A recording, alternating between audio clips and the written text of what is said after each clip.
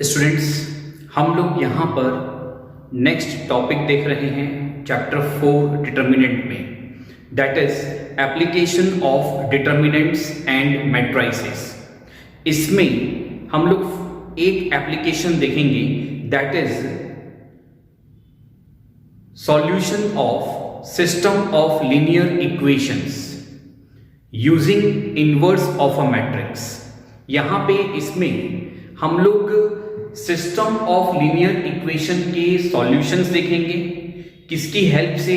Inverse of a matrix के help से। अब यहां पर सबसे पहले तो वर्ड आ रहा है सिस्टम ऑफ लीनियर इक्वेशन। इसका क्या मतलब है? What does we mean by system of linear equation? से हम लोग एक इक्वेशन लिया x plus 2y is equals to 2 और एक और इक्वेशन लेते हैं 2x plus 3y is equals to 3। तो हम लोग इसको बोलेंगे सिस्टम ऑफ लीनियर इक्वेशन। जब आपके पास एक से ज्यादा इक्वेशंस हैं तो हम इसको क्या बोल रहे हैं? System of linear equation.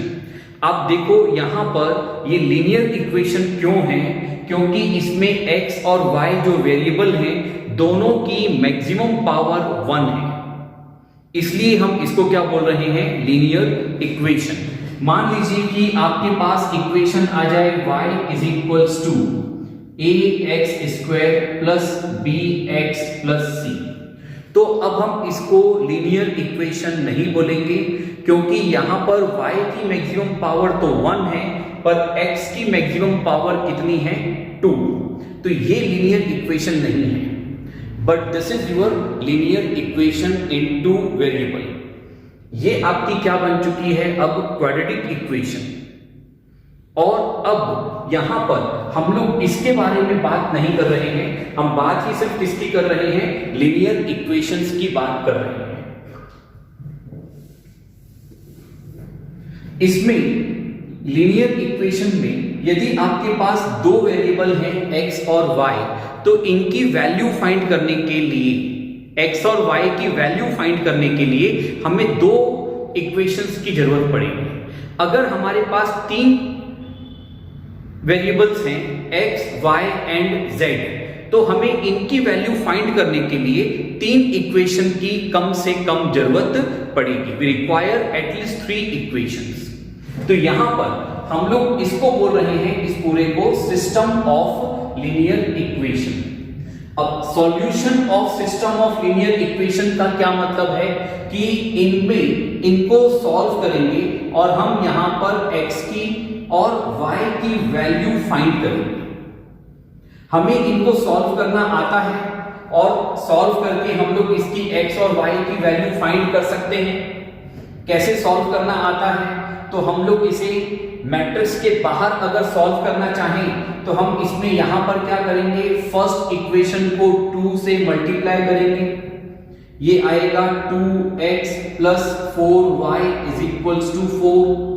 Second equation as it is रखेंगे और अब दोनों इक्वेशन को सब्ट्रैक्ट करेंगे तो साइन चेंज हो जाएगी, ये आपस में कैंसिल हो गए। 4y माइनस 3y, तो y आ जाएगा 4 माइनस 3 1, तो y इज इक्वल्स टू आ चुका 1। अब हम इस y की वैल्यू या तो इक्वेशन 1 में या 2 में रख देंगे तो x की वैल्यू आ जाएगी 0। इसे हम लोग क्या बोल रहे हैं? Solution of system of linear equation. पर यही सॉल्यूशन जो हमने यहां पर फाइंड किया, x इज इक्वल्स टू 0 और y इज इक्वल्स टू 1, ये हमें फाइंड करना है bye using inverse of a matrix. इसका मतलब ये तरीका तो हमें मालूम है, अब हम यही सॉल्यूशन फाइंड करने का एक नया तरीका देखने जा रहे हैं, एक नया मेथड देखने जा रहे हैं। और किसकी हेल्प से फाइंड करेंगे? इनवर्स ऑफ अ मैट्रिक्स के बेस पर फाइंड करेंगे। तो अब आपके पास इक्वेशन क्या थी? x plus 2y is equals to 2 और दूसरी इक्वेशन है 2x plus 3y is equals to 3। तो हम लोग इस सिस्टम ऑफ लीनियर इक्वेशन का सॉल्यूशन फाइंड करना चाहते हैं by using inverse of a matrix. तो हम लोग इनवर्स का फॉर्मूला जानते हैं, A inverse is equals to 1 upon determinant of A into adjoint of A। इससे हमें क्या मिलेगा, A इनवर्स मिल जाएगा और इसी A इनवर्स की हेल्प से हम लोग इसकी सॉल्यूशन फाइंड करेंगे। कैसे वर्कआउट होगा, तो अब हम लोग वो पूरा वर्किंग देखते हैं।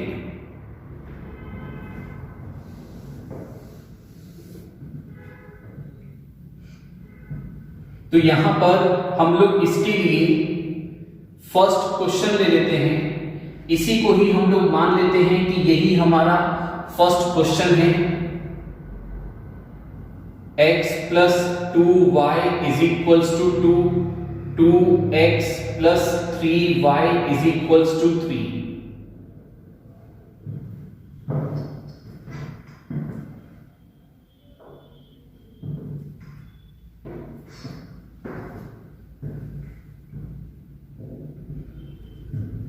अब हम लोग यहां पर इसमें लेट करेंगे, इसमें हम लोग 3 मैट्रिक्स फॉर्म करेंगे। सबसे पहले एक मैट्रिक्स फॉर्म कर रहे हैं हम लोग ये x और y के जो कोएफिशिएंट हैं इनके लिए। यहां पर देखो x का कोएफिशिएंट 1, y का कोएफिशिएंट 2, तो फर्स्ट रो में आ गया 1 एंड 2, सेकेंड रो में आएगा 2 एंड 3। तो ये हमारे पास एक मैट्रिक्स बन गया 2 by 2 का। ये मैट्रिक्स कैसे बनाया हमने, तो ये जो हमारे पास वेरिएबल हैं x और y, इनके जो कोएफिशिएंट हैं उनके बेस पे हमने एक मैट्रिक्स फॉर्म किया। हम लोग यहां पर एक और मैट्रिक्स लेते हैं x। ये मैट्रिक्स कौन सा बनेगा, तो एक कॉलम मैट्रिक्स बनाएंगे जिसमें हम लोग वेरिएबल्स लेंगे। आप देखो यहां पर 2 वेरिएबल हैं x और y, तो हमने ये x और y लिख लिया है कॉलम में, सिंगल कॉलम का एक मैट्रिक्स बनाया। ऐसे ही हम लोग यहां पर अब एक और b मैट्रिक्स बनाएंगे, ये भी कॉलम मैट्रिक्स बनेगा। इस कॉलम मैट्रिक्स में क्या आएगा, तो ये जो इक्वल्स टू के राइट में हमारे पास वैल्यू आ रही है 2 और 3, ये नोट कर लेंगे। तो हमारे पास यहां पर सबसे पहले हमने क्या किया, जो हमें system of linear equation given है, हमने इसके बेस पर मैट्रिक्स फॉर्म किया। कैसे फॉर्म किया, तो x और y जो वेरिएबल के कोएफिशिएंट हैं उनके बेस पे मैट्रिक्स A फॉर्म करी, वेरिएबल्स के लिए एक मैट्रिक्स x फॉर्म करी, और जो रिजल्टेंट आ रहा है इस रिजल्टेंट के लिए एक मैट्रिक्स B फॉर्म की।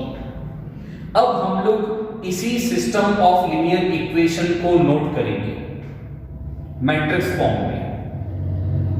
Thus the system of linear equations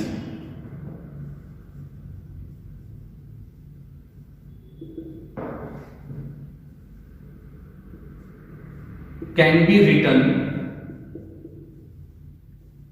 as ax is equals to b। हम लोग इस सिस्टम ऑफ लीनियर इक्वेशंस को कैसे लिख सकते हैं, a into x is equals to b. देखिए ये कैसे आया, तो ये a मैट्रिक्स है, तो यहां पर आ जाएगा 1 2 2 3, यहां पे आएगा x मैट्रिक्स यानी x और y दोनों variable, this is equals to b matrix, ये है 2 एंड 3। हम लोगों को मैट्रिक्स मल्टीप्लिकेशन मालूम है, तो मैं यहां पर फर्स्ट रो को फर्स्ट कॉलम से मल्टीप्लाई करूंगा तो मुझे फर्स्ट इक्वेशन मिल जाएगी। देखें 1 into x plus 2 into y, तो क्या आ जाएगा x plus 2y is equals to में क्या आएगा 2, तो फर्स्ट इक्वेशन मिल गई। ऐसे ही हम लोग यहां पर सेकेंड रो को फर्स्ट कॉलम से मल्टीप्लाई करेंगे तो हमें सेकेंड इक्वेशन मिल जाएगी। तो हम लोग यहां पर ये जो इक्वेशन गिवन है इस इक्वेशन को हमने कैसे नोट कर लिया, मैट्रिक्स फॉर्म में नोट कर लिया। आप यहां तक पहले एक बार नोट करें।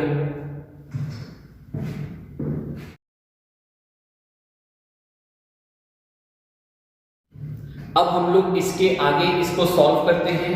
कैसे वर्कआउट करूंगा मैं, तो हम लोग इसके नीचे लिखेंगे we have ax is equals to b. ये हमारे पास आ चुका। हम लोग इसके बेस पर यहां पर लिखेंगे implies that x is equals to a inverse into b। तो देखो ये x कैसे आएगा, a inverse into b करने पे x मैट्रिक्स आ जाएगा, ये x मैट्रिक्स आ जाएगा। ये आया कैसे, तो इसके लिए मैं इसको यहाँ पे रफ पे सॉल्व करके दिखा रहा हूं आपको। हम लोग सॉल्यूशन में ये डायरेक्टली लिखेंगे, पर ये आया कैसे एक बार देखते हैं। यहां पर ax is equals to b है। हम लोग इस पूरी इक्वेशन को हम लोग मल्टीप्लाई कर रहे हैं a इनवर्स से। तो यहां पर मैं लिखूंगा pre multiplying by a inverse. Pre multiplying का मतलब है कि इस इक्वेशन के लेफ्ट में a इनवर्स से मल्टीप्लाई करूंगा, वैसे ही इस b के लेफ्ट में a इनवर्स से मल्टीप्लाई करूंगा। यदि मैं यहां पर लिखता हूं पोस्ट मल्टीप्लाइंग, इसका मतलब है कि मैं इस AH जो है इसके बाद में a इनवर्स से मल्टीप्लाई करूंगा, और ऐसे ही b के भी बाद में a इनवर्स से मल्टीप्लाई करेंगे। तो यहां पर हमारे पास हम लोग प्री मल्टीप्लाई कर रहे हैं, तो ये आएगा a inverse into ax, this is equals to a inverse b। अब यहां पर हम लोग एसोसिएटिव लॉ अप्लाई करते हैं। अगर मैं एसोसिएटिव लॉ अप्लाई करूंगा तो ये क्या आ जाएगा, a इनवर्स इनटू a, एक ब्रैकेट में आप ऐसा अज्यूम कर लो कि ये अभी इस प्रकार से है। तो अब क्या आ जाएगा, a inverse into a into x, this is equals to a inverse into b। यहां पर हमने क्या अप्लाई किया, एसोसिएटिव लॉ।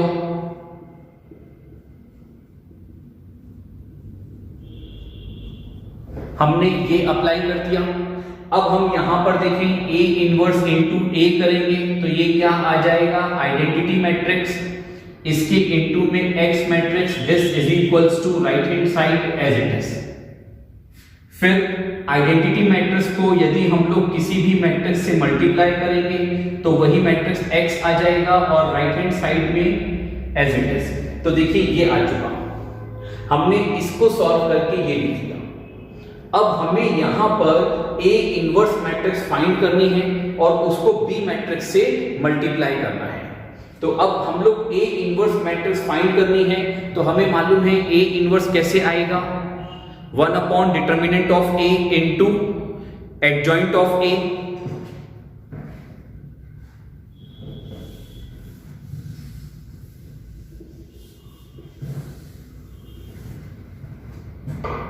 तो हम लोग यहां पर अब इसको दे देते हैं इक्वेशन 1।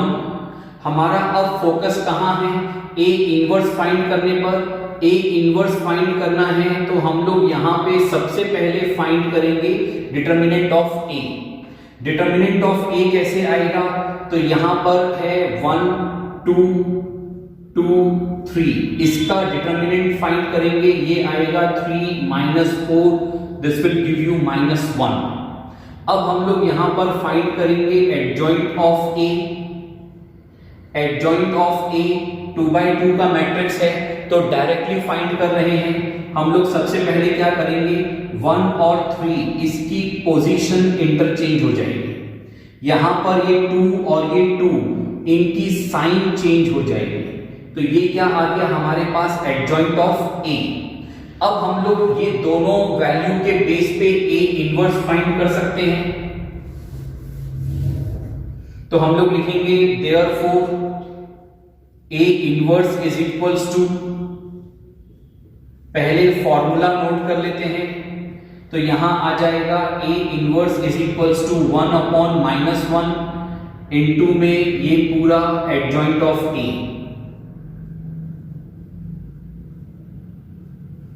इस प्रकार से आ जाएगा। ये 1 अपॉन -1 है तो ये -1 हो जाएगा।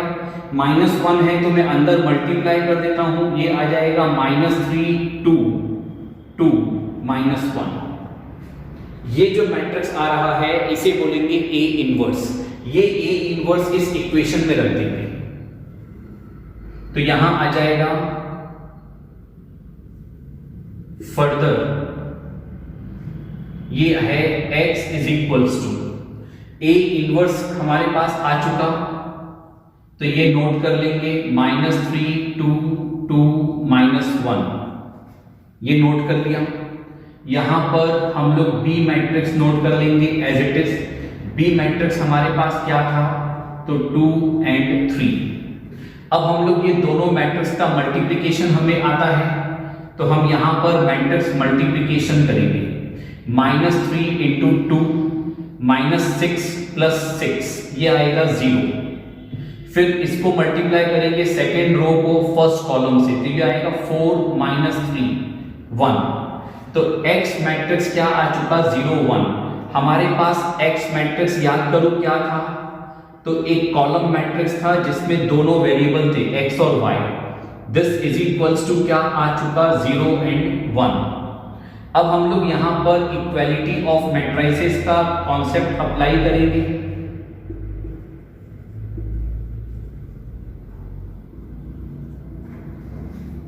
इक्वालिटी ऑफ मैट्रिसेस का कॉन्सेप्ट अप्लाई करेंगे तो हमारे पास क्या आएगा, x is equals to 0 and y is equals to 1। ये आंसर आ चुका। So this is the way how we have to solve the system of linear equation. इसको सॉल्व करने का तरीका देखा हमने। ये हमने अभी 2x2 का जो मैट्रिक्स था उसके लिए वर्कआउट किया, ऐसे ही 3x3 का हो सकता है। यानी अभी हमने 2 वेरिएबल के ऊपर किया x और y पे, ऐसे ही 3 वेरिएबल्स पे हो सकता है x, y एंड z पर। इसको नोट करें।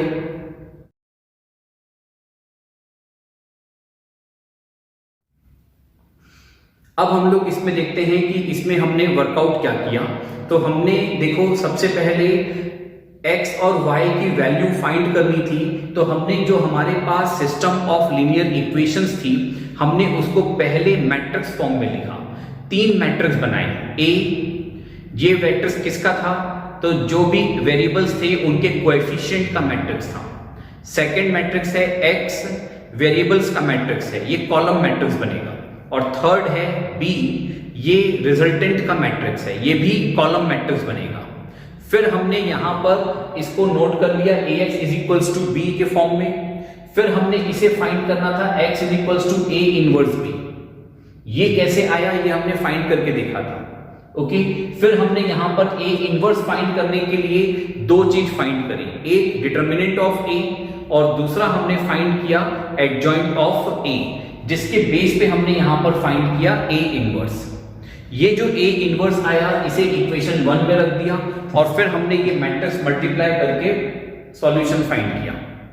फिर जब ये आ चुका तो हमने यहां पर मैट्रिक्स x की जगह पर उसको एलिमेंट फॉर्म में लिख लिया, तो ये आ गए उसके एलिमेंट्स। अब हमने इसमें इनको कंपेयर किया, तो कंपेयर करने पे हमें क्या मिल गया, x और y की वैल्यू मिल गई। So this is the way how we have to solve the system of linear equation. हम लोग अब इसमें अचीवर बॉक्स में एक्सरसाइज 4.6 में क्वेश्चन नंबर 1 देख रहे हैं। इसमें हमें सिस्टम ऑफ इक्वेशंस गिवन है, 3 इक्वेशंस गिवन है। आप देखें यहां पर फर्स्ट इक्वेशन में x, y और z तीनों हैं, सेकेंड इक्वेशन में y नहीं है। तो हम लोग इसे चाहते तो ऐसा भी लिख सकते थे x + 3z = 11, पर इससे हमारी विजिबिलिटी में हमको दिक्कत आती, इसलिए मैंने इसको डिस्टेंस में लिखा ताकि हमारे लिए इसकी विजिबिलिटी क्लियर हो। और यहां पर भी इसमें देखो x और y है और z नहीं है, तो अगेन हम चाहते तो इसको =1 को पास में रख सकते थे, पर विजिबिलिटी बने इसके लिए दूर रखा है। तो अब हम यहां पर इसको ऐसा नॉर्मल वे में लिख लूं मैं, x + 3z = 11 और ये आ जाएगा 2x - 3y = 1। हम लोगों के पास ये सिस्टम ऑफ इक्वेशन गिवन है। हम लोग इसे सबसे पहले मैट्रिक्स फॉर्म में लिखेंगे, तो यहां लेट करेंगे, लेट a = ए एक 3/3 का मैट्रिक्स बनेगा इन सभी के कोएफिशिएंट से। तो फर्स्ट रो में आएगा 1 2 1, सेकेंड रो में देखो ये आएगा 1 0 3, y नहीं है तो y का कोएफिशिएंट 0 मान लेंगे 1 0 3। थर्ड रो में देखिए ये आएगा 2 -3 एंड 0। ऐसे ही हम लोग यहां पर लेंगे x मैट्रिक्स, इसमें 3 वेरिएबल आएंगे x y एंड z, और थर्ड मैट्रिक्स लेंगे b मैट्रिक्स, ये भी एक कॉलम मैट्रिक्स बनेगा और इसमें एलिमेंट्स आएंगे 7 11 और 1। अब हम लोग इस सिस्टम ऑफ इक्वेशन को मैट्रिक्स फॉर्म में लिखेंगे। तो यहां हम लोग इसमें लिखेंगे द सिस्टम ऑफ इक्वेशंस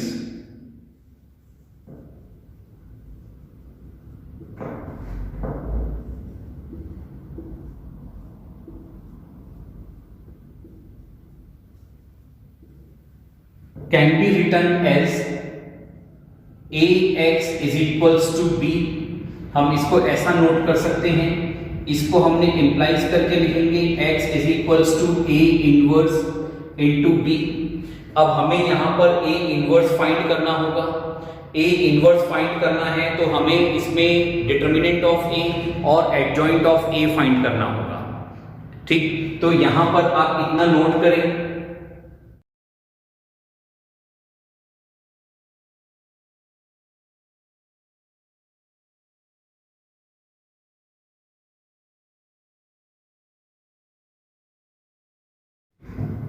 तो हमने यहां पर क्या किया, देखिए हमने सबसे पहले इसमें डिटर्मिनेंट ऑफ a फाइंड किया, फिर एडजॉइंट ऑफ a फाइंड किया। मैंने एडजॉइंट ऑफ a थोड़ा डायरेक्टली फाइंड किया है। इसमें मैंने सबसे पहले क्या किया, एक मैट्रिक्स फॉर्म किया कोफैक्टर्स ऑफ a का। तो ये जो मैट्रिक्स है ये कोफैक्टर्स ऑफ a का मैट्रिक्स है। इसका यदि हम ट्रांसपोज करेंगे तो आएगा एडजॉइंट ऑफ a, तो इसलिए यहां पर लिखा ट्रांसपोज। फिर इस पूरे मैट्रिक्स का ट्रांसपोज कर दिया तो हमारे पास क्या आ गया, एडजॉइंट ऑफ ए आ गया।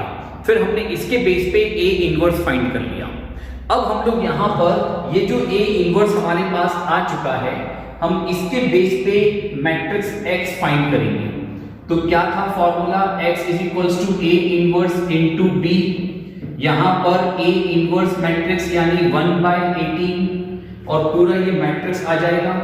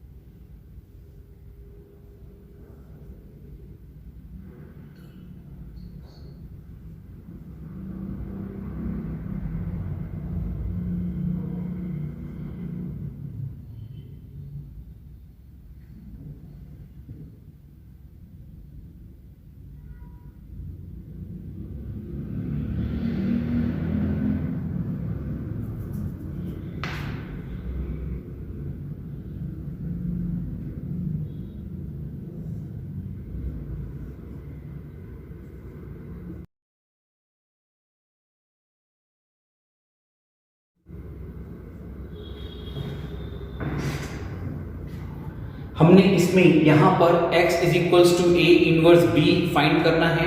तो a इनवर्स और b मैट्रिक्स को यहां पे नोट डाउन कर लिया, फिर इनका मल्टीप्लिकेशन किया, मल्टीप्लिकेशन करके सॉल्व किया। तो सॉल्व करने पे ये आ गया 36 18 एंड 54। तो ये जो 1/18 इस मैट्रिक्स के बाहर है, इसको तीनों से मल्टीप्लाई कर दिया, पूरे मैट्रिक्स में अंदर मल्टीप्लाई किया, तो हमारे पास आंसर आ गया 2 1 एंड 3। यानी x की वैल्यू कितनी आ गई 2, y की वैल्यू 1 और z की वैल्यू 3। तो हम लोग इसके बाद यहां पर नोट कर लेंगे, thus x is equals to 2, y is equals to 1 and z is equals to 3। तो यहां पर ये आंसर आ चुका, तो इसे नोट डाउन करें।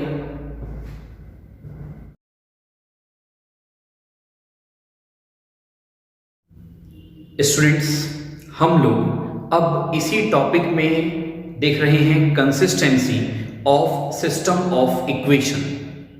कंसिस्टेंसी का मतलब है कि जब भी हम लोग ये सिस्टम ऑफ इक्वेशन को सॉल्व करेंगे और सॉल्व करने पर हमें x वेरिएबल जो भी गिवन है x, y और z, इनकी वैल्यूज मिल जाएंगी। सॉल्व करने पर x, y और z की वैल्यूज मिल जाएं तो हम ये कहेंगे कि हमारा जो सिस्टम है, सिस्टम ऑफ इक्वेशन है, ये कंसिस्टेंट है। अगर हमें x, y और z की वैल्यूज नहीं मिलती हैं तो हम कहेंगे कि सिस्टम ऑफ इक्वेशन इनकंसिस्टेंट है।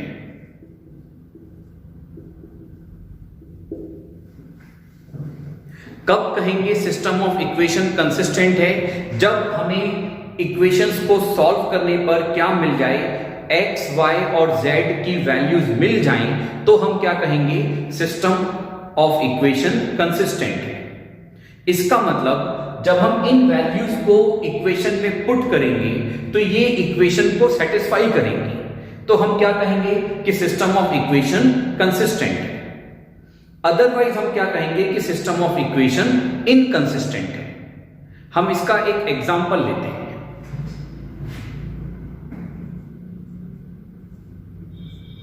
x plus 2y is equals to 2. 2x plus 3y is equals to 3.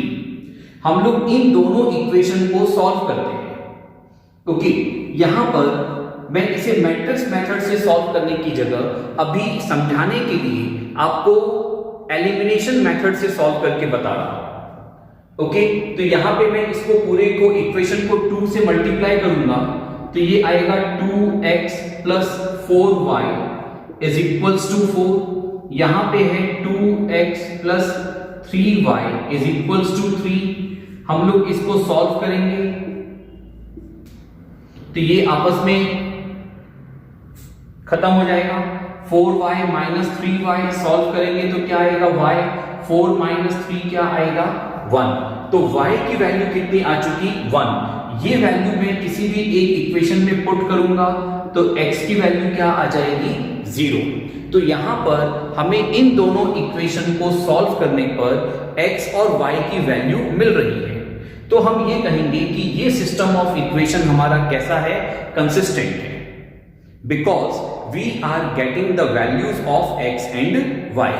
Okay, यदि मैं ये x और y की वैल्यू सेकेंड इक्वेशन में रखूंगा तो वो इसको भी सेटिस्फाई करेगा और फर्स्ट इक्वेशन में रखूंगा तो वो उसको भी सेटिस्फाई करेगा। तो हम यहां पर क्या कहेंगे कि ये सिस्टम ऑफ इक्वेशन कैसा है, कंसिस्टेंट है। क्यों? क्योंकि यहां पे हम लोग x और y की वैल्यू रख देते हैं और सॉल्व करते हैं तो जो राइट हैंड साइड में वैल्यू दी हुई है वो आ जाएगी। तो हम क्या कर रहे हैं कि इक्वेशन हमारा कैसा है, कंसिस्टेंट है। ओके, अगर इसी में हम लोग इसमें एक और वर्कआउट करते हैं, से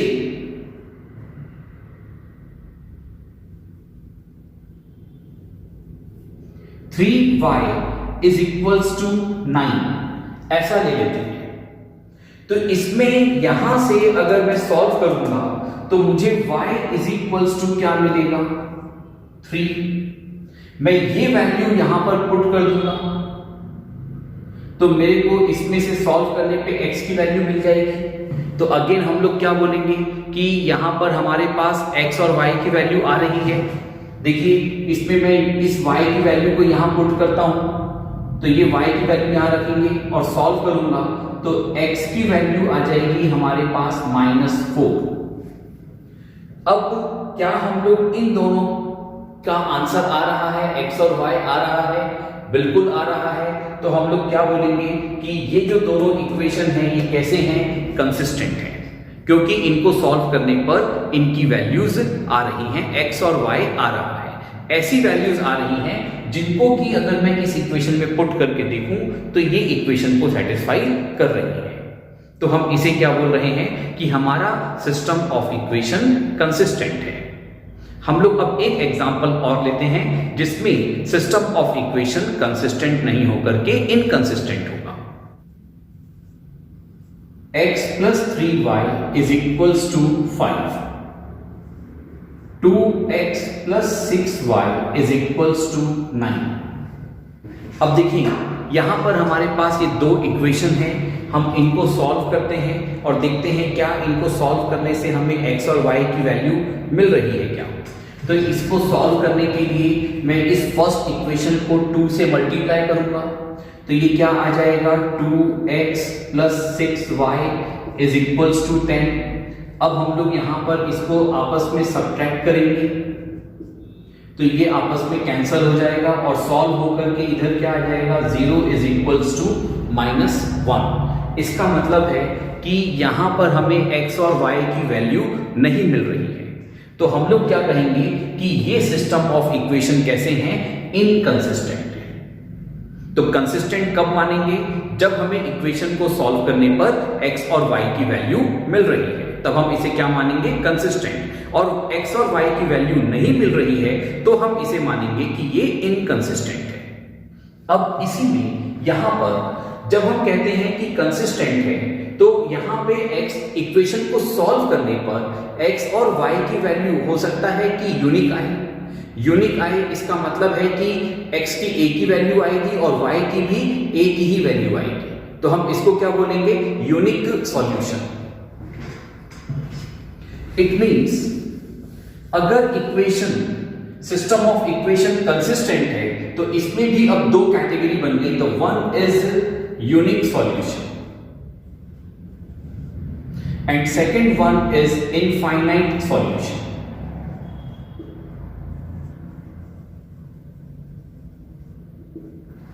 अगर सिस्टम ऑफ इक्वेशन इनकंसिस्टेंट है तो इसमें नो सॉल्यूशन आएगा। कंसिस्टेंट है तो सॉल्यूशन भी दो टाइप्स के हो गए, एक हो सकता है यूनिक सॉल्यूशन और दूसरा हो गया इनफाइनाइट सॉल्यूशन। यूनिक सॉल्यूशन कब कहेंगे, तो अभी जो हमने एग्जांपल लिया था x plus 2y is equals to 2, 2x plus 3y is equals to 3।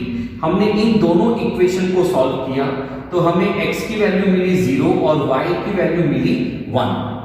यहां पर x की एक ही वैल्यू आ रही है और y की भी एक ही वैल्यू आ रही है, तो हम इसको क्या बोलेंगे, unique solution. Then it will be considered as a unique solution.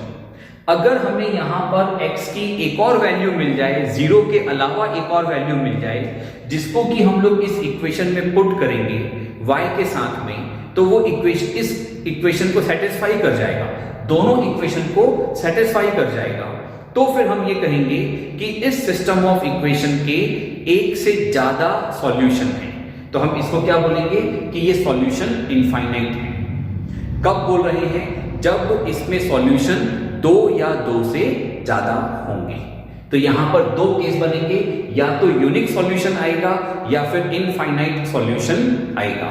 When I am saying infinite solution है, इसका मतलब है कि वहां पर सॉल्यूशन बहुत सारे आएंगे, 2 आएंगे ऐसा नहीं है, बहुत सारे सॉल्यूशंस आएंगे, उसको बोलेंगे इनफाइनाइट सॉल्यूशन। अब यहां पर हम लोगों को कंसिस्टेंसी, इस टॉपिक के अंदर हमें consistency of system of equation check करना है। इसका मतलब हम लोग जब हमें कोई इक्वेशंस गिवन है तो हमको वहां पर ये देखना है कि वो कंसिस्टेंट है या इनकंसिस्टेंट है। सेकेंडली, अगर वो कंसिस्टेंट है तो ये चेक करना होगा कि उसमें यूनिक सॉल्यूशन आएगा या इनफाइनाइट सॉल्यूशंस आएंगे। अगर वो इनकंसिस्टेंट है तो बहुत क्लियर है कि उसमें सॉल्यूशन नहीं आएगा, तो हम उसको क्या बोलेंगे, नो सॉल्यूशन। तो अब जो हमारा टॉपिक है वो सिस्टम ऑफ इक्वेशन की कंसिस्टेंसी को चेक करने के रिगार्ड में है।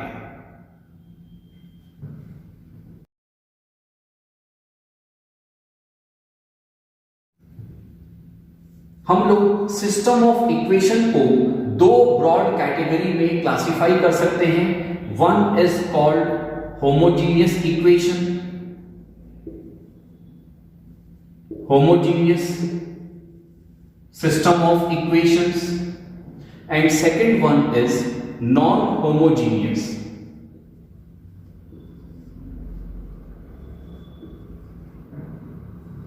System of equation.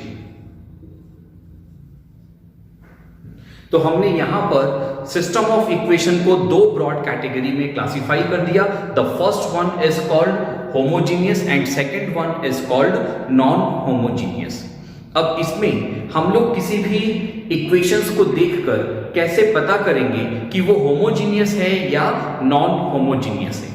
हम लोग एग्जांपल लेते हैं, x plus 2y is equals to 2, 2x plus 3y is equals to 3, ये हमारे पास दो इक्वेशन है।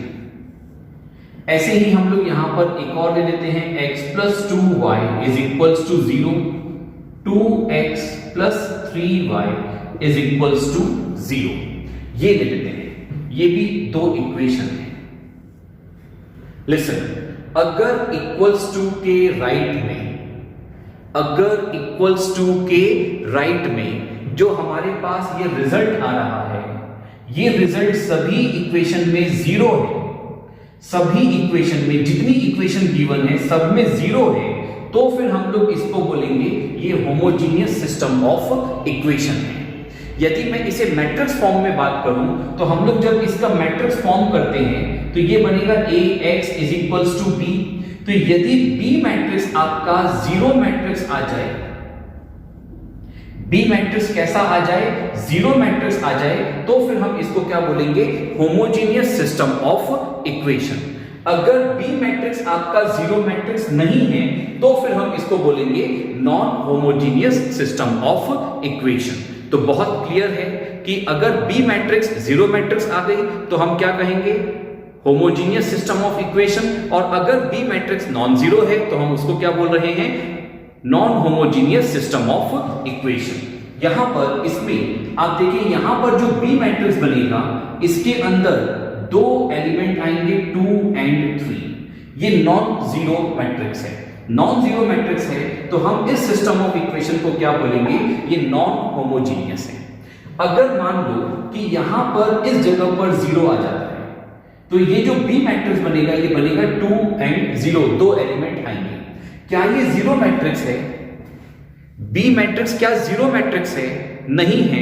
अगर B मैट्रिक्स 0 मैट्रिक्स नहीं है तो हम लोग क्या कहेंगे कि ये अगेन कैसा है, non homogeneous system of equation है। अगर यहां भी 0 आ जाता है तो ये भी 0 हो जाएगा। अब क्या कहेंगे कि B मैट्रिक्स कैसा है, 0 मैट्रिक्स है।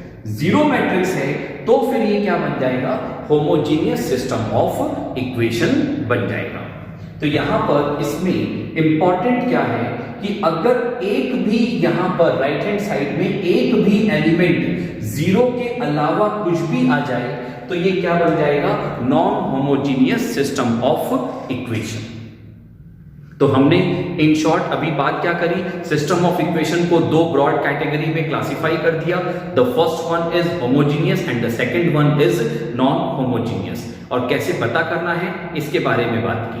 अब हम देखते हैं कि अगर हमारा system of equation non homogeneous है, ध्यान से देखें, अगर हमारा system of equation non homogeneous है तो उसमें हम लोग कंसिस्टेंसी कैसे चेक करेंगे, then how we will check the consistency. Now listen, यहां पर अगर non homogeneous system of equation है तो हम इसमें सबसे पहले जो A मैट्रिक्स है उसका डिटर्मिनेंट पता करेंगे।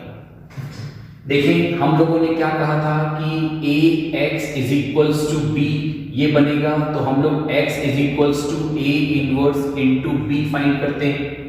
a इनवर्स कैसे फाइंड होता है, तो 1 upon determinant of a into adjoint of a, इस फॉर्मूला से फाइंड करते हैं।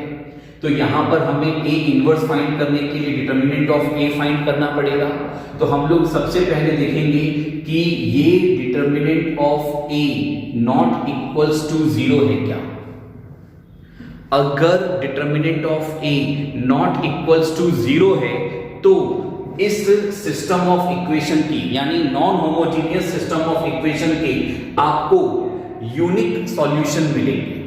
तो ये कंसिस्टेंट भी होगा और इसके सॉल्यूशन कैसे आएंगे, यूनिक सॉल्यूशन आएंगे। तो कैसे आएगा, अगर determinant of a not equals to 0 है तो इस सिस्टम ऑफ इक्वेशन के यूनिक सॉल्यूशन आएंगे। तो हम लोग इसको कहेंगे कंसिस्टेंट एंड यूनिक सॉल्यूशन।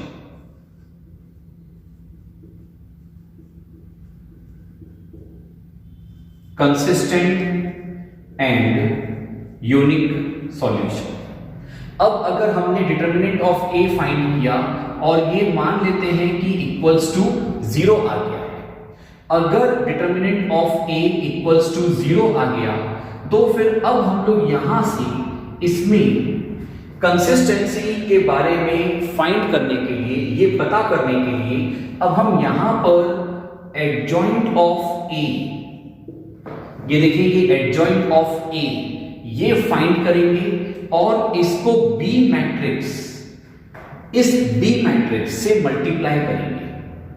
अगर एडजॉइंट ऑफ ए, इसको मैं बी मैट्रिक्स से मल्टीप्लाई करता हूं और ये इक्वल्स टू 0 आ जाता है, बी मैट्रिक्स से मल्टीप्लाई करने पे इक्वल्स टू 0 आ जाता है, तो हम लोग कहेंगे कि ये जो सिस्टम ऑफ इक्वेशन हमें गिवन है ये कंसिस्टेंट है एंड इसमें इनफाइनाइट सॉल्यूशन है, कंसिस्टेंट है एंड इनफाइनाइट सॉल्यूशन है। पर यदि यहां पर इसमें adjoint of a into b ये आपका नॉट इक्वल्स टू 0 आ जाता है, तो फिर हम लोग कहेंगे कि इसमें नो सॉल्यूशन है। नो सॉल्यूशन है इसका मतलब है कि ये हमारा जो सिस्टम ऑफ इक्वेशन है ये इनकंसिस्टेंट है, इनकंसिस्टेंट है और नो सॉल्यूशन है। तो अब मैं इसको इंप्रूव करके क्या लिखूंगा, इनकंसिस्टेंट एंड नो सॉल्यूशन।